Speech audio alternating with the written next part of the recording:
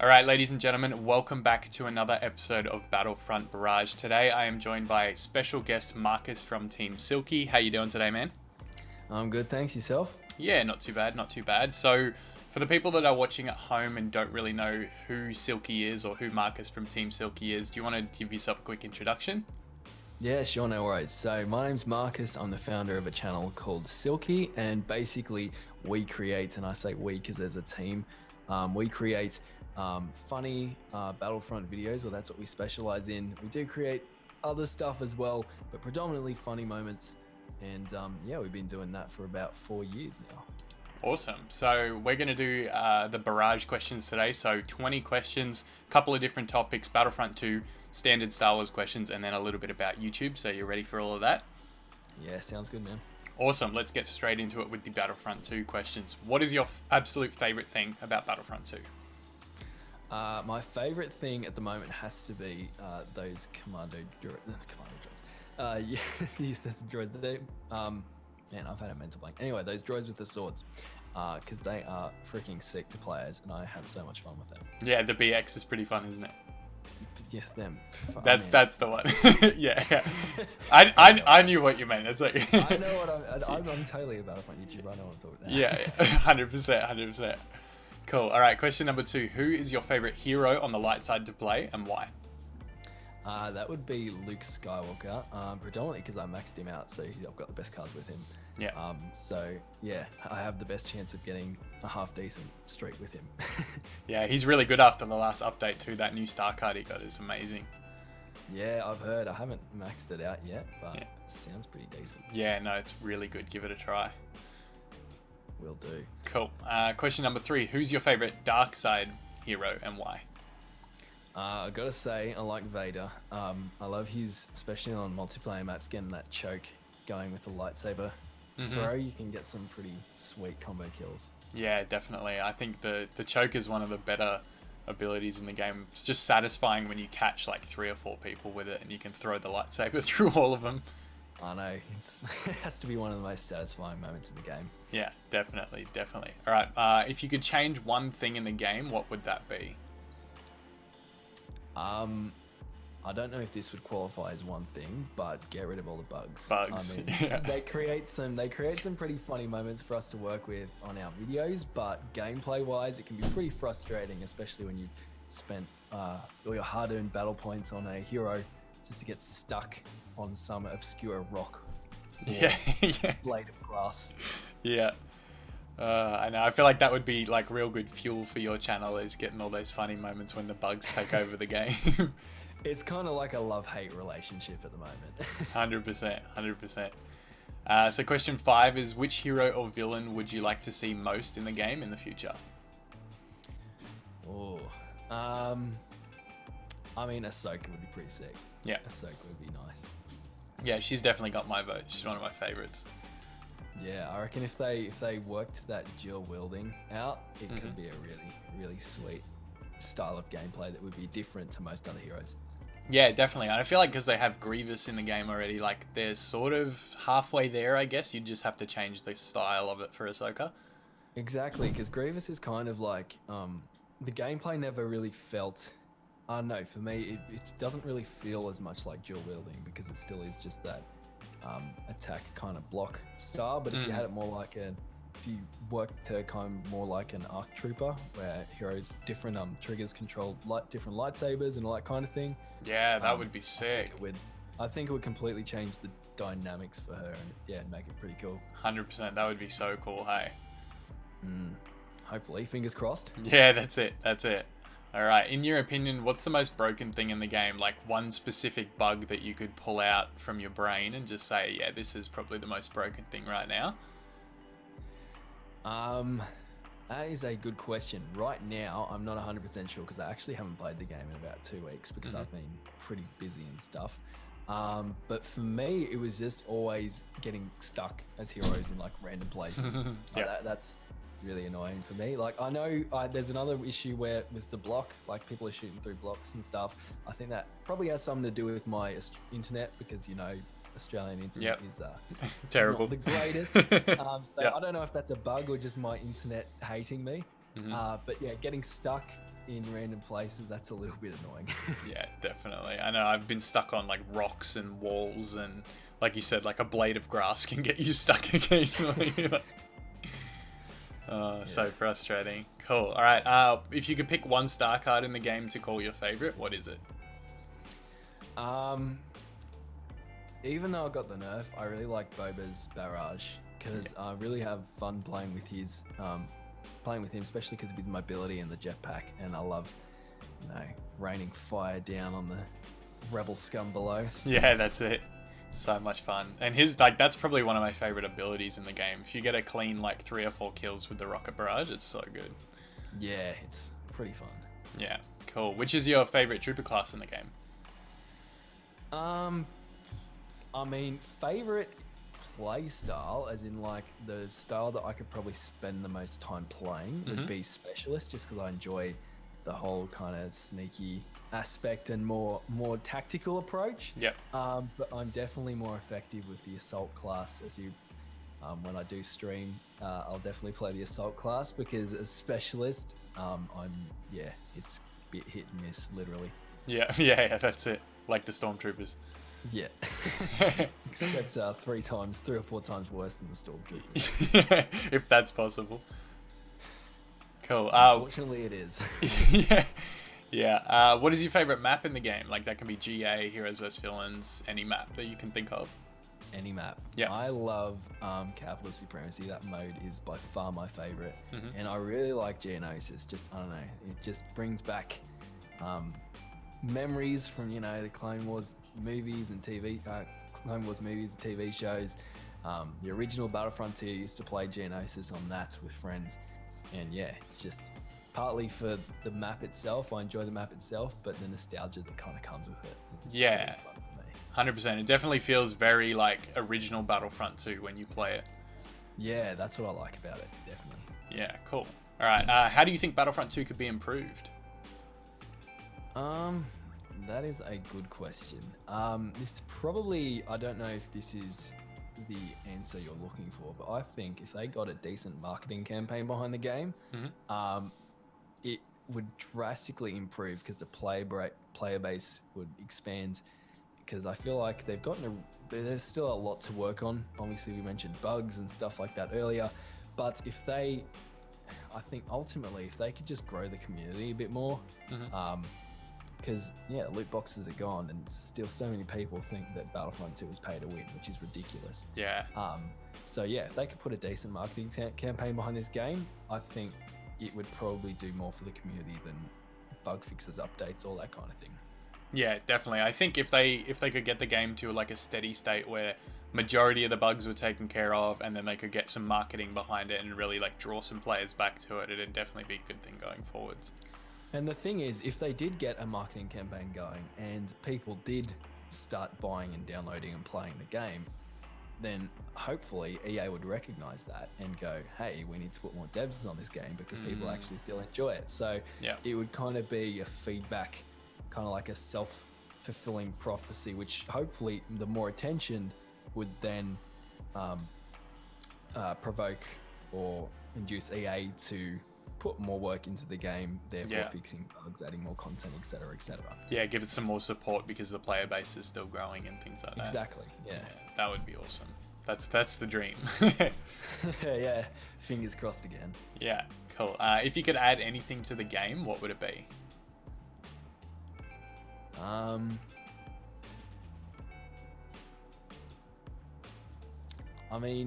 It would probably be private matches. Personally, as a content creator and being a very selfish person, private matches would be awesome because you could go in there, film skits, and have fun with other people. Have private live streams, all that kind of thing. So I don't think, from a selfish point of view, that's what I would go with. But obviously, there's other things like Ahsoka, Heroes, and all that kind of thing. But I'd have to go with private matches. Those would be sick. Yeah, it's funny, every episode of this that I've recorded so far, I think when I've asked that question, everyone has said private matches. Really? Yeah, I think that's the biggest thing that a lot of the YouTubers want. And like you said, partly because of our content creation, but I think for a lot of the people as well is you know, being able to, once the online support for this game's kind of turned off, similar to how Battlefront 2015 does it now, is you can still go back if you've got 20 friends or 30, 40 friends that all load in at the same time. You can get a game of Walker Assault or whatever, like Heroes vs Villains on 2015. If they could do that for Battlefront 2, like that's just what private matches would create longevity, and it would survive a bit longer after the online support's turned off. Yeah, definitely. And for live streams as well, it's always a lot of fun. I remember I didn't do many live streams because my internet was quite trash, and it still is. But having like a full, 20 player game or whatever, where everyone in the game is in your live stream, can be a lot of fun. And I remember those were some of my favorite times back on the good old Battlefront 2015 days. Yeah, that's it. And I think like one thing that would be amazing, and people have said this to me all the time, like if the game had private matches, you could do like me plus like 19 of my subscribers versus another YouTuber and 19 of their subscribers, and like you could go at it on stream and just make it a big event and things, and that'd be so That'd cool. That'd be sick. I haven't actually thought about that. That would be sick though. Yeah, like things like that. And then like there's people organizing, lightsaber tournaments. I'm in one at the moment, the Tournament of the Fates, where a bunch of us load into a lobby together on like a dead server, like one of the Brazilian servers or something. And 8 of us load in at the same time and we get in the same game. And we do like 1v1 lightsaber duels and stuff like that. It's pretty cool. Yeah, that'd be so cool. I've been trying to figure that out, and I think my tech skills have kind of been limiting me. But I've tried. How do you, out of curiosity, how do you actually work that out and end up in a dead server? Because it always just tells me no server can be found. Yeah, usually. So what we do is we get 2 teams of 4. So I'll have a team of 4, and then someone else will have a team of 4, and we'll go to the Brazilian servers or like German servers or something when like we know it's quite empty, and we'll hit HVV at the same time. Like we'll load for a game of HVV at the same time, and it tends to matchmake you together because there's 2 squads of 4 looking for the game at the same time. Oh, sweet. Doesn't always work, but yeah, we got it first time the other day, which was quite good. Okay, cool. Yeah, so give that a go. It might help with some content creation for you. Yeah, for sure. Cheers. Cool. Question number 12. What are your thoughts on the last Droideka update? What did you think of all the changes that came with like the TX tanks and the Droidekas and Naboo for capital supremacy? What were your thoughts on that? As in the last like major update, as in when they introduced Droidekas, or just tweak stuff? Yeah, when they first brought in the Droidekas and everything. What did you think of that update as a whole? I loved it. I mean, I really started, playing the game a lot more then. The Droidekas were a lot of fun to play with, and people, I know there was a lot of controversy about them being broken or OP or underpowered, all that kind of stuff. For me, they were just right. I mean, I'm not a great player, but I found I could get a decent streak with them and not die. But they weren't so OP that I could go into a room and just decimate everyone in sight.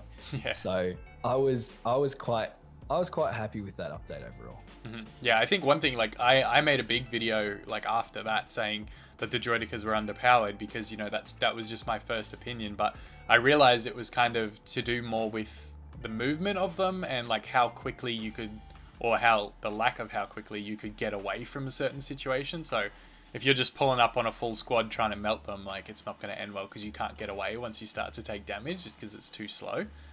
Yeah, and I think that was the biggest mistake I was making, was just rolling up on 3 or 4 people thinking I could take them all out, and it didn't work. Yeah, then there's those little tricks and stuff you find out where like when if you jump with the Droideka and then activate your shield, it does it way quicker. Does it quicker and that. So that kind of like made up for that really slow animation. 100%. Yeah, and I've worked that out since then, so it's not so much of an issue, which is good. What are your thoughts on it, out of curiosity? Yeah, no, I did think it was really good. The TX-130, I think, is a really good tank.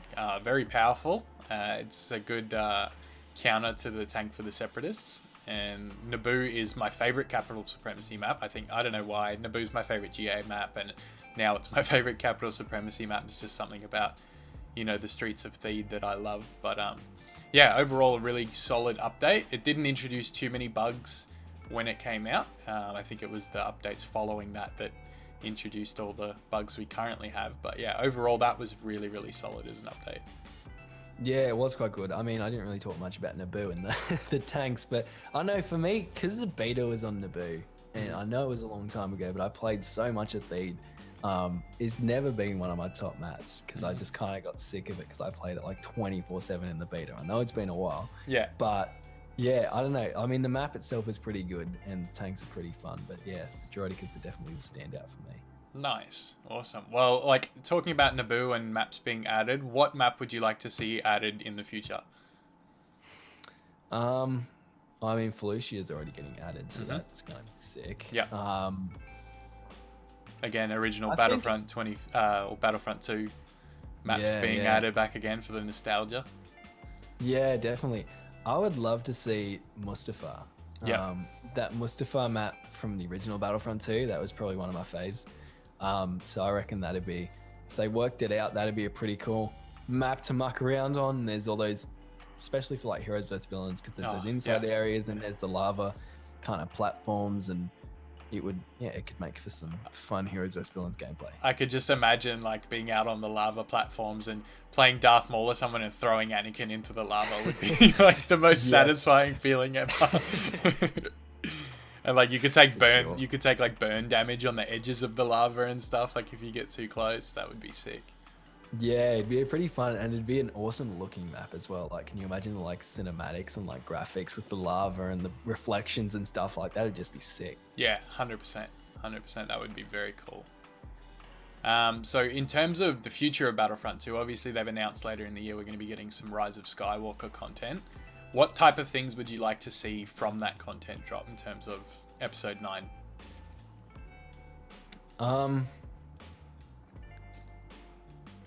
That's a good question. I mean, personally, and again, this is me probably just being selfish and just thinking about my personal wants. Yeah. I would like some new weapons, just because I'm starting to get a bit sick of like using the same 4 guns all the time for the same classes. Either some more weapons or some like advanced customization for those weapons.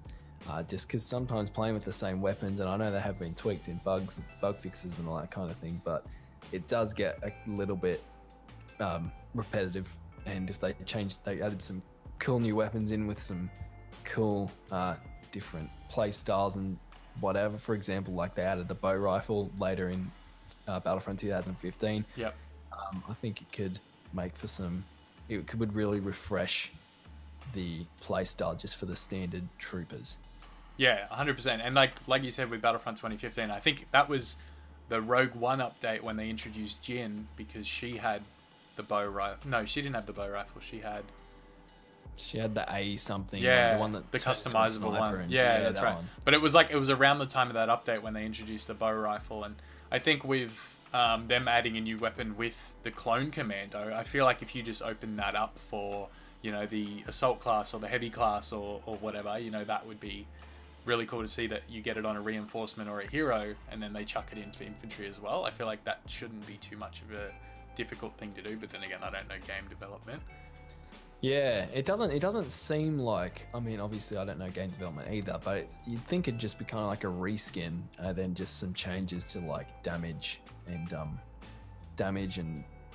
outputs and rate of fire and all that kind of thing, which theoretically should just be changing numbers. Like, I don't know a lot about it, but yeah, hopefully we see a bit more about that in the future. Yeah, definitely, 100% agree.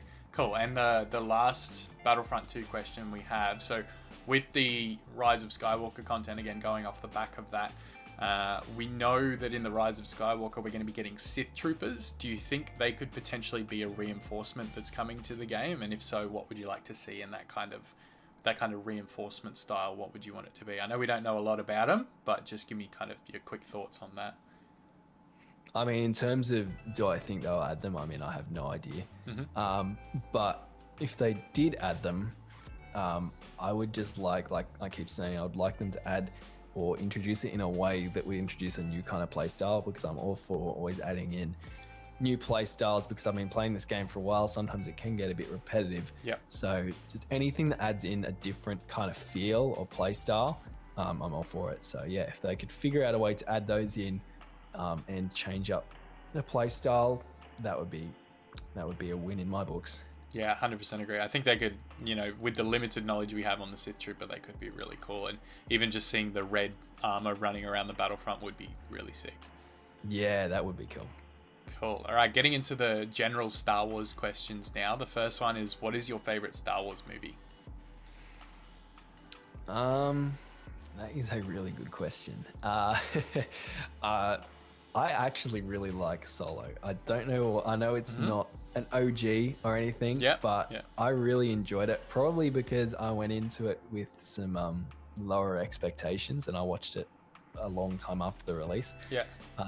But when I watched it, I was like, man, I haven't enjoyed a movie like that in a while. Yeah, just pleasantly surprised. Yeah, definitely. So at the moment, it would definitely be Solo. But I don't know. I mean, maybe as time goes on, that'll change, and I'll go back to one of the originals as my favorite. Yeah, sweet. Yeah, no, I was pleasantly surprised by how much I enjoyed Solo. You know, there were obviously bits that could have been different, but I went in and I saw it on release day and I loved it. I thought it was really well done and it was different, you know what I mean? Like it was that kind of heist feel to it and it just made for good action and yeah, different to regular Star Wars, but still enjoyable. Yeah, exactly. It did have a different kind of feel to it, but I enjoyed it. And so even though I understand people going, oh, it doesn't feel like Star Wars and all that kind of thing, I still enjoyed it regardless of all that. Yeah, I think the best thing that I did was I just took it for its own movie. Like I didn't try and compare it to other Star Wars movies. I just let it be its own thing, and that was probably why I enjoyed it so much. So yeah, and I think if more people did that, there would be a lot less negativity around surrounding the Star Wars community. And like Solo was doomed to fail from the start because people were boycotting it, you know, after The Last Jedi and things like that. It just put sort of a sour taste in everyone's mouth after The Last Jedi. They were just like, oh, I'm not going to watch Star Wars. And most of them have actually missed out on a really good movie in Solo. So, yeah. Cool. All right. In terms of lightsaber duels, which is your favorite in all of Star Wars? Good question.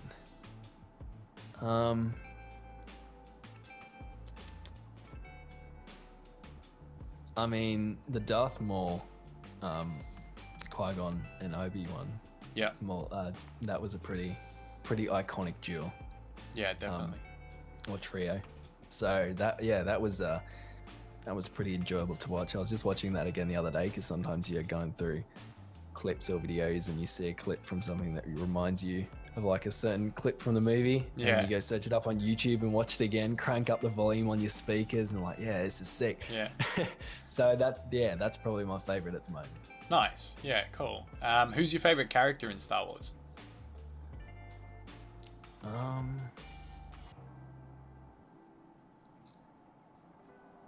I mean, I'd probably have to go with Han Solo.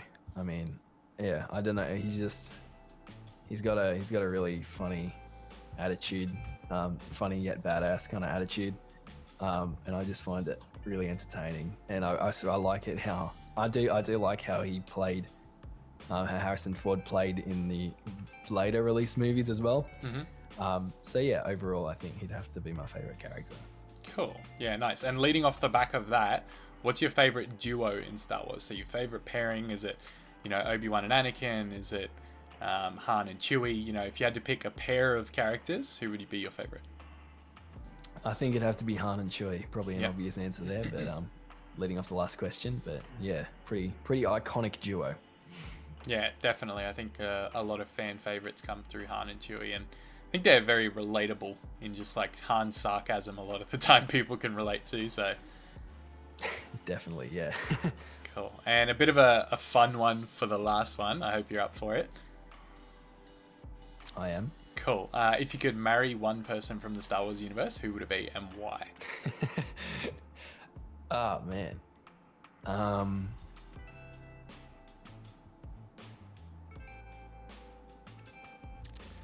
It's a very. It's a tough one, I know. Yeah. See, this is why I didn't give you the question list because I wanted to stump you with this question. Let's go with Amidala, just because the lifestyle would be freaking sick. Yeah, Padme. Yeah, she's mine as well. 100%. She's mine too, but for different reasons. No, yeah. Yeah, I think it would be, overall, like, because of everything, it would be, Amidala seems like a pretty cool character overall, like, aside from the money aspect. Yeah, that's it. I mean, I think a lot of people would love to marry Padme, and she's definitely, you know, one of the more attractive Star Wars cast members for sure, so. For sure. Who can go past Natalie Portman, right? Yeah, exactly. Cool. All right. A couple of quick YouTube questions. So just give us a real quick answer to these ones. Why did you start YouTube? That is a very good question, kind of a little bit complicated, but I guess the condensed version, the thing that actually got me thinking about it was my cousin started up a YouTube channel, and she ended up getting, I don't know, I think she's got like 5,000 subscribers now or something, and she did like completely unrelated videos, like horse videos or something. Yep. And one of her videos got like 15,000 views or something, and I remember thinking like back 5 years ago, wow, that's so cool. Some video she just like filmed on her like iPhone in her bedroom. Yeah. 15,000 people saw it and were like interacting with it, and like it really helped those 15,000. Well, it seems those 15,000 people really seemed to enjoy it. And then she would get into dialogues with them. People would be like, "Oh, you made my day," all that kind of thing. And I'm like, man, it would be cool to be able to impact so many people. And I didn't realize that you could do that from your bedroom with like limited equipment. So once I realized that that was a possibility, I started, I don't know, subconsciously kind of like thinking about it, and eventually ended up snowballing into what it is today. Yeah, nice. And I think you mentioned it at the start of the podcast. How long have you been a content creator for? Overall 5 years. But Silkie was probably like maybe 2016 was when I actually started working and actually creating like half decent content. Yeah, a lot of funny moments and epic moments videos have gone up for you since then.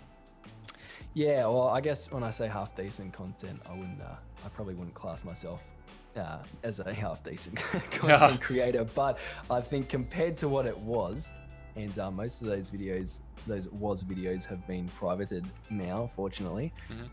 It's a lot. There've been some big improvements. Yeah, for sure. I think as we go on, there's always tweaks and improvements that can be made. So, yeah, definitely. Cool. What's been the most amazing thing in your YouTube career so far?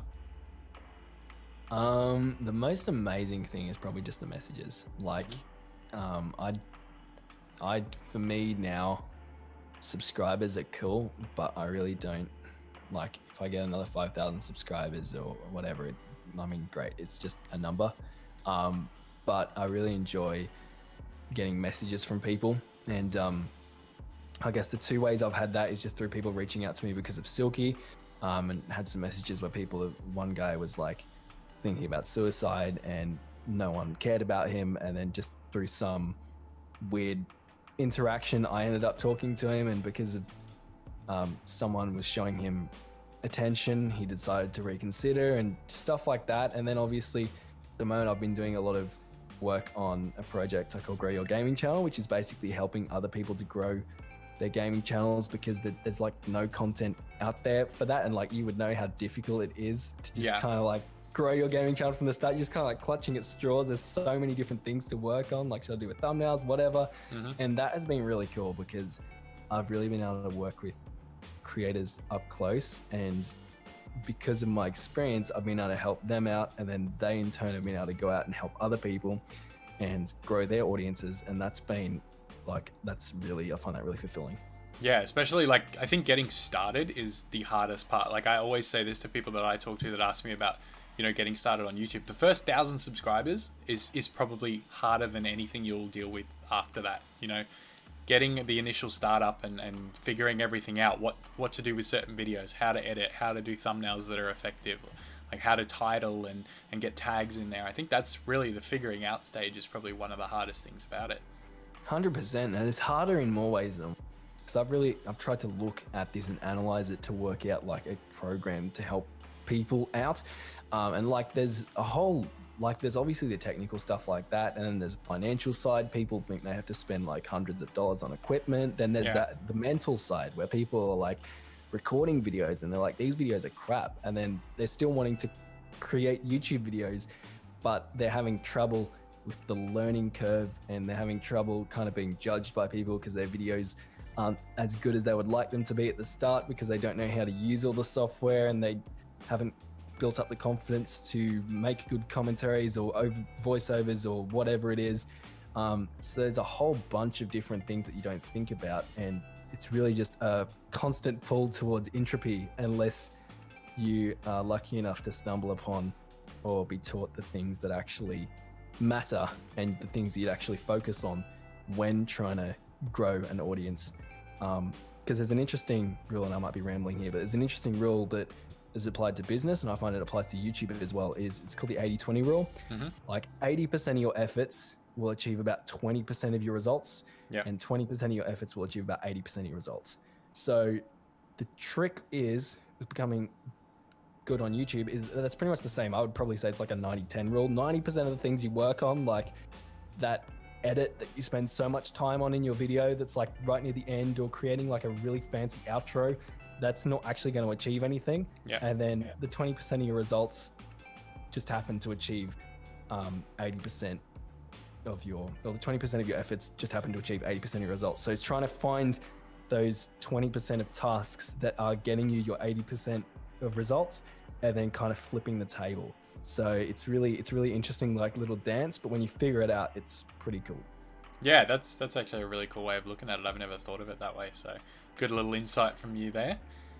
Yeah, hopefully it helps someone out. If you're watching this and you're trying to grow a channel or consider growing a channel, try and like really write it out, try and figure out what you're doing, and then try and connect the dots and try and figure out what is getting you your results. And sometimes it can be hard to do, but figure out what's getting you results and then focus on that, because all those little things, those little, social media tweets or whatever it is, they're taking up a lot of your time, but they're not really doing anything for you. So if you can figure out how to get that 80-20 scale working for you, you'll start growing exponentially faster than you are at the moment.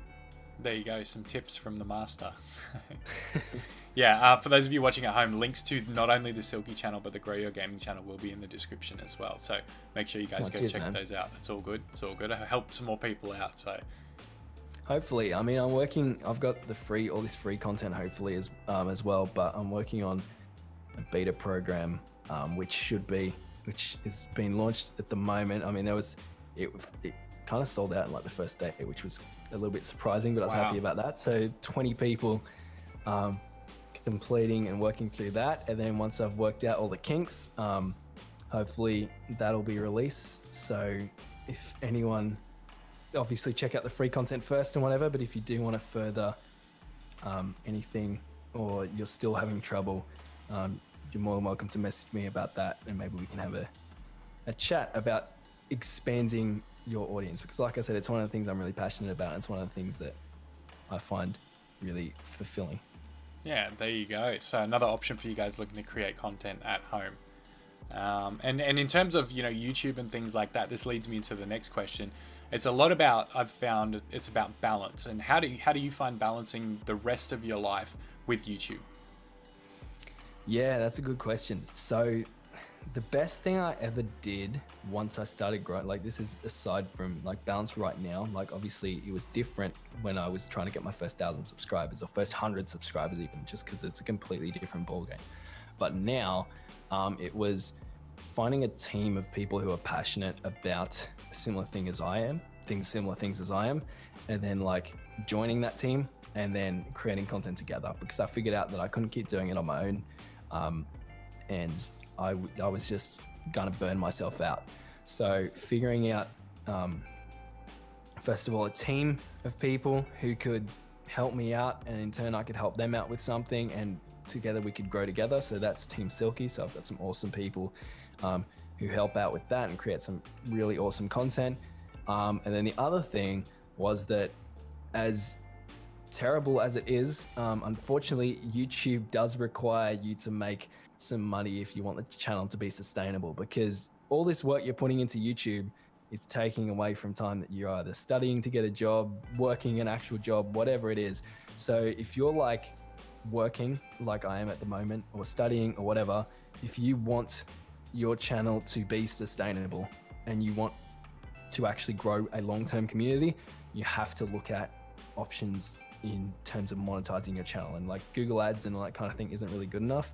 So I think coming up with a system or a way to, like whether it's YouTube merch or whatever it is, but figuring out a way that you can add enough value to other people's lives that they're willing to add value and help you out, really is going to save you a lot of stress and a lot of time trying to figure out, oh, how am I going to afford this, or how am I going to cut time off work to like make this video, or how am I going to, whatever it is, all that stress in terms of balancing work and YouTube is all sorted out by that kind of thing. So yeah, those two things, developing a team and then figuring out a way to not have to rely on YouTube ad money, because that is pretty crap. Yeah.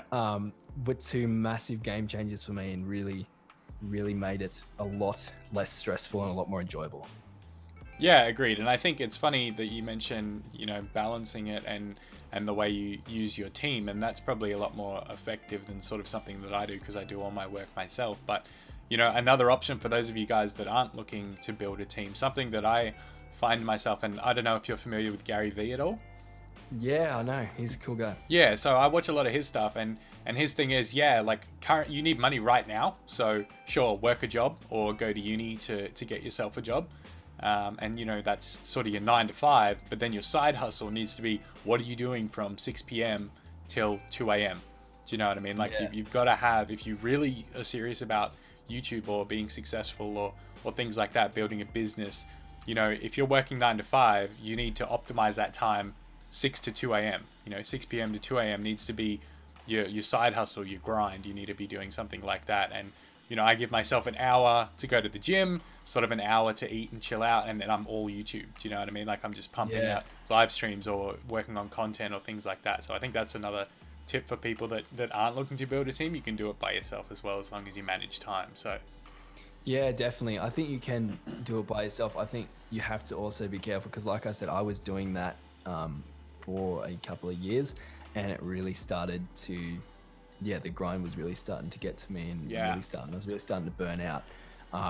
So I think the trick, like you said, if you're working a 9 to 5 job, figure out how to make YouTube worthwhile from a monetary sense, so you can work 4 days a week instead of 5, and then dedicate that extra day to YouTube without losing income. Because for me, if I was still working the amount of hours I was working a couple of years ago on YouTube, I don't know that this channel would still be going, because I would just be, something would have given.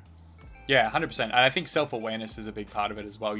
Knowing when you're starting to feel tired, knowing when you feel like you're burning out, and taking, that time off. I talk with Sammy about this all the time.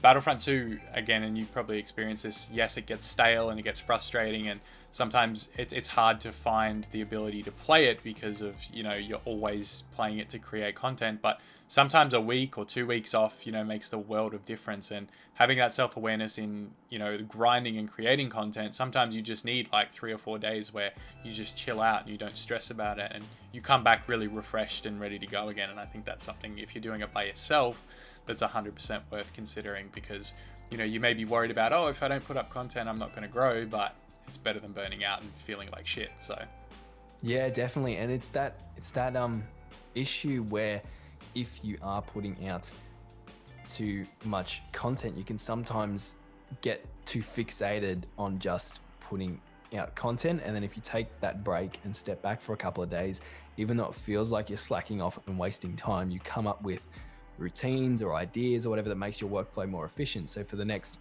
couple of months, you're actually gaining time.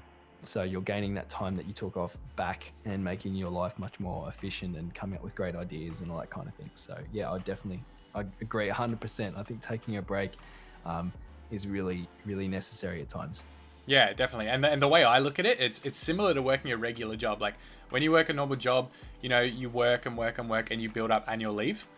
Do you know what I mean? Like, you accrue a certain amount of annual leave. So like, if you work and work and work at YouTube, then, give yourself some annual leave and give yourself 3 or 4 days off. Do you know what I mean? It just kind of balances it out, so you don't burn yourself out.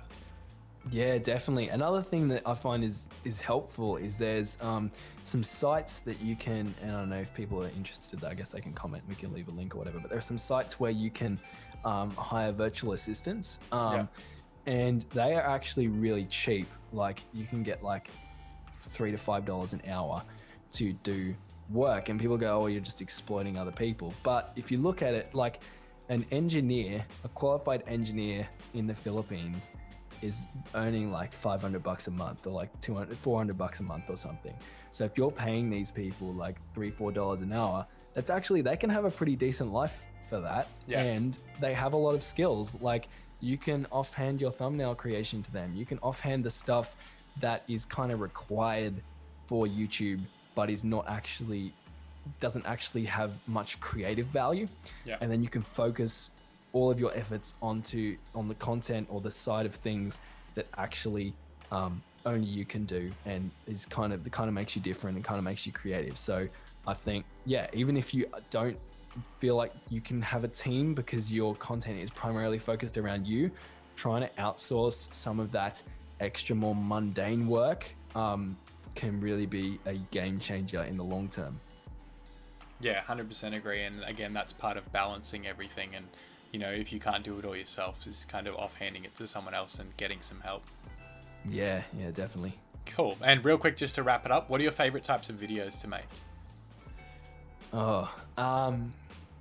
I mean, that's a good question. So I guess I've got two answers for that. I love making video, like the funny moments videos we make at the moment in conjunction with the team, because I don't, in case people haven't gathered this by now, but I don't make those videos all myself now. We have a team, but we kind of work together to create a video that we think people are going to really enjoy. And I really enjoy working with other people to create something that then goes on and you see it get, 10,000 views or whatever, and people really enjoy it.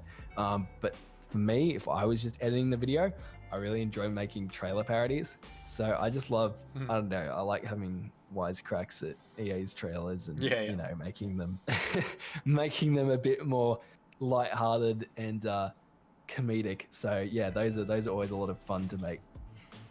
Yeah, cool. Awesome. So that's all the questions we have for today. So I really appreciate you coming on the podcast and tuning in today. So thank you, man.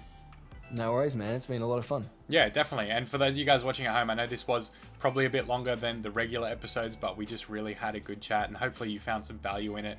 Not just in, finding Marcus's answers on the Battlefront and the Star Wars stuff, but those of you looking to grow your gaming channels or grow on YouTube or get started, this will provide some insight. So again, the links for both channels, Silkie and also the Grow Your Gaming channel, will be linked down in the description below. So thank you again, man. I appreciate it. Yeah, thanks, man. And if you guys are new to this channel, make sure you subscribe, because this is we're pumping out some pretty awesome content. And there's also a lot of live streams that I definitely like to tune into your live streams, man. Yeah. Watch me rage. Subscribe to the Twisted Jedi. If you're not part of the Twisted Squad yet, make sure you check it out. Awesome. Thank you, man. I appreciate you tuning in. No worries. Thank you. Cool. Thank you guys so much for watching. I will see you in the next one, and may the Force be with you always.